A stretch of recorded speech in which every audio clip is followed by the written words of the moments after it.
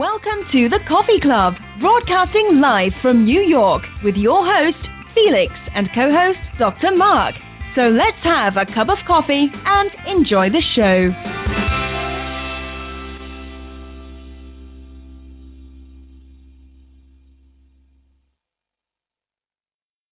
Come on, baby, you can start. Come on, we're waiting for you. There is no heaven. There is no hell. There is only this world and its dark reflection. And we do not know in which of the two worlds we are. Of course we know where we are. We're live from New York. It is the Coffee Club. And we are keeping a close eye on the Iowa caucuses. With your hosts, Felix. And Dr. Marc. In fact, Felix is interviewing Bernie Sanders right now as we speak. Yeah, okay. What's happening there, Bernie? Everything good. All right, ladies and gentlemen, the caucus is close. Well, these are just preliminary counts, but Clinton is ahead of Sanders, 53 to 47. That's with about 20% of the votes in. And with 7% of the votes in, Cruz is ahead of Trump, 30-29. And Rubio is at 18, showing a pretty strong showing. So, we're here. We got the doc here. I think what we should do, I think many people are a little confused about exactly what is a caucus. Well, you know that in a regular primary, you go, you get online, they give you the computerized form, you fill it out, you feed it in, and that's it. Or if whatever other forms they have. Right. But in a caucus, you first gather and you listen to representatives from the various campaigns give a 5 to 10 minute speech. Then, as they do with the Democrats, you break up into different areas of the room. You got, usually if you have 4 corners, whatever, and the Trump supporters go to one corner, Cruz to another, Rubio, etc. You cast your ballots. If a candidate, well, first of all, and undecided ballots get counted just like everything else. During the time that you listen to the speeches, okay, different supporters are coming to try to convince the undecided people to come into their camp. If a possible candidate doesn't reach 15% of the total number of people that are there, okay, that candidate is given a chance to get up to the 15%, and if they can't, then those supporters go off to support somebody else. That's how it works. Now, this is for each county, okay? It's for every county it works like this, so it's a long process. On the Democratic side, on the Republican side, it's rather easy.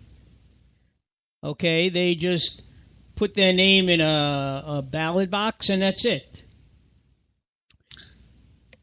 But they still, get to sit down, get convinced, and all that. That doesn't stop them. No, that's what they do first. You know, then after they count it up, let's say Felix and I are running, and I have 14%, and Felix has 13%. Technically, our names would be taken off the list of possible candidates unless our supporters can go and drag 2 or 3 people from other corners of the room to support Felix or myself. If that doesn't happen, then our so-called delegates are released and they can go support whomever they want. Okay? They can change their minds. So that's where we are right now. Very close between in Ankeny County. Rubio has 34% of the votes counted and Cruz 32%, with Trump back at 16%. So, but again, as they say on TV, we're stressing also these are very early returns. Plus, certain areas are more prone for Rubio and Cruz, and other areas are more prone for Trump. Well, in Ankeny, they just finished saying that Rubio spent a lot of time in this county. It's a large county, okay, and it's showing because he has 33%, okay, as of right now. Clinton is running about 5% to 7% ahead of Sanders, which was predicted, but again, it's only a third of the votes counted for the Democrats, and there's only 12% counted for the Republicans. Rubio is doing much better than they expected. He's got 19% right now. The 14%. Oh, I think I made a mistake. The Republicans, in the Democrats, you just vote for whomever, okay? But in the Republicans, you have to, they count each one separately and individually. So I stand corrected. That's why you see a head count on the Republican side, but there's no head count for the Democrats. Well, Trump numbers are going down, ladies and gentlemen. And Rubio's up. 30% for Cruz, 27% for Trump. And no, Rubio's, Trump has 17%. No, here. No, but the actual counts, the totals. Oh. Can't go by one county. You got to go by the totals. Oh, and speaking of which, then after each county submits their results, they tally up how many Republicans voted in each county, how many supposed delegates each person received, and that's how they figure out the percentage of delegates to award them. For example, there are 30 delegates at stake on the Republican side in Iowa. If it's decided that Trump commanded 1/3 of those delegates, he will get at the convention on the first round 10 delegates promised to him. If Cruz gets, let's say,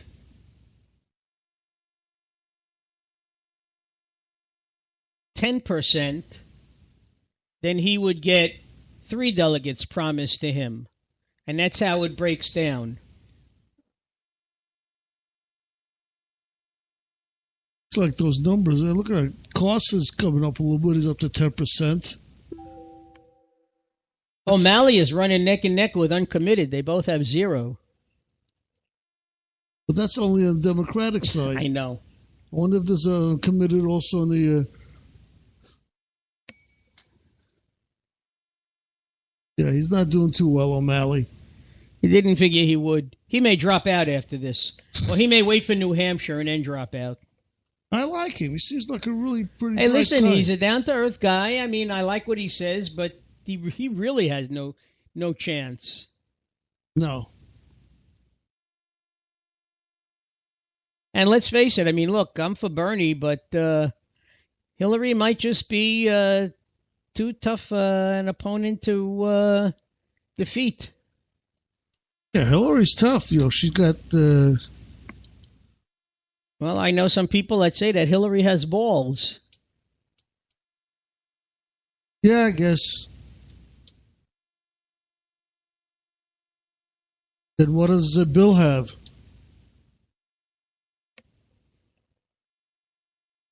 No comment. No comment, okay. Bill's got chops. All right. So, ladies and gentlemen, give us a call. We haven't even given them our number. That's because I don't know it. Well, you could always throw me a hint. 516-336-8510. And it also happens to be the direct line to the Iowa caucuses. So if Felix and I don't pick up right away, you might get Iowa. Anyway, that's what's going on there. So if you want to talk about that or any other thing that you'd like to speak about, we're open to anything and everything. Oh, and Felix and I want to remind you that tomorrow is February 2nd. That's Groundhog Day. And the people in Iowa get to do this whole thing all over again tomorrow. Just to make sure they didn't make any mistakes. Well, they get to correct their mistakes. That's what happens. Look at that. Trump is down to 25%. Oh, my gosh. Now, that is not good. Tomorrow morning in Pennsylvania, Punxsutawney, Pennsylvania, Punxsutawney Phil they're going to coax him out of his little hole. And if he sees his shadow, we're going to have 6 weeks of winter extra. But if it's a winter like the winter we've had so far, I don't think too many people are going to complain. Except for that one day of snow and those 5 days when it was bitter cold, Of course, we still have February and March, which is an unpredictable month, to go. And the good news is for the Groundhog in Staten Island, de Blasio will not be holding him this year.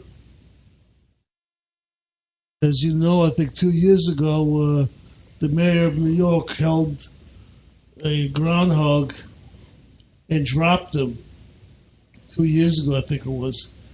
And the groundhog died like 2 weeks later from multiple breaks and wounds. Multiple contusions of the head.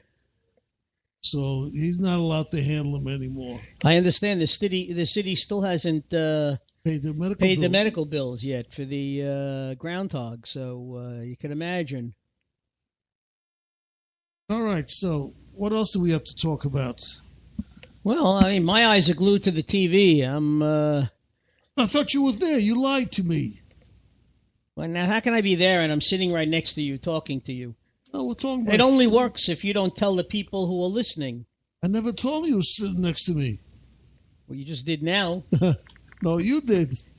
All right, anyway. So, Marc, and we're all looking for this, but let's go and see what else we got cooking around the world with news-wise. Anything that you know that's going on? Well, let me tell you, everything has been caucus, electioneering, all weekend long. I mean, yesterday, CNN, MSNBC, they extended all their news specials. Today especially, all the 24-hour cycle shows, all they're doing is discussing last-minute results or what might or might not change. Okay. But there's other news going on. It seems like it just disappears.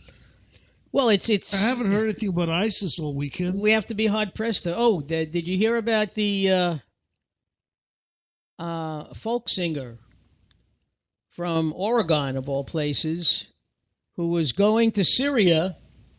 He was going there with an imam, a rabbi, a priest, and he's going to sing to ISIS and try to get them to, he's hoping that the sound of the music, and